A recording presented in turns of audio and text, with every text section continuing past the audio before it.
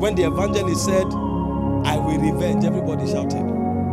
When he said, this deaf ear will open today, people were clapping. Pause for a second and imagine if he called you and said, come and open it.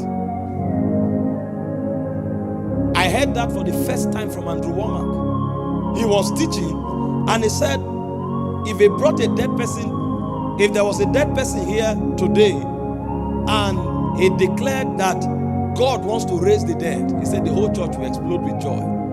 Everybody will shout and be excited because to a large extent they believe God can. He now said if he goes a step further and say, bring that person to the altar here, the dead must come back to life, people will erupt. But if he now says, you come and pray for the dead, the place will go silent. Because some of us believe God is able, but when it has to do with us, then suddenly we assume he won't.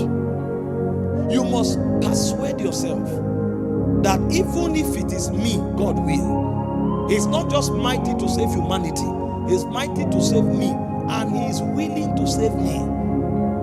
See, you can be in church for 40 years, but if you don't sit down to resolve these matters and re-engineer your consciousness, you will do religion for 40 years. Any challenge that comes will take you down. In fact, you might even be offended at God for not doing anything about your matter.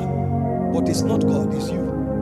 There is something wrong. The blockage is always in the consciousness. Remember, Ephesians 3:20 says, God is able to do exceeding abundantly above what you ask or think.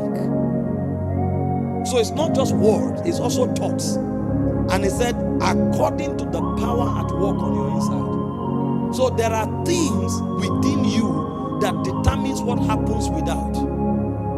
The Almighty may not be able to do much in you if your consciousness shoots him out.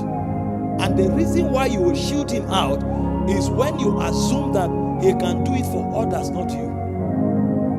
And this is an assumption that most of us are predisposed not just to sustaining but perpetuating. God can do it for every other person, but when it's you, that fear just hits you because you don't think God will do it for you.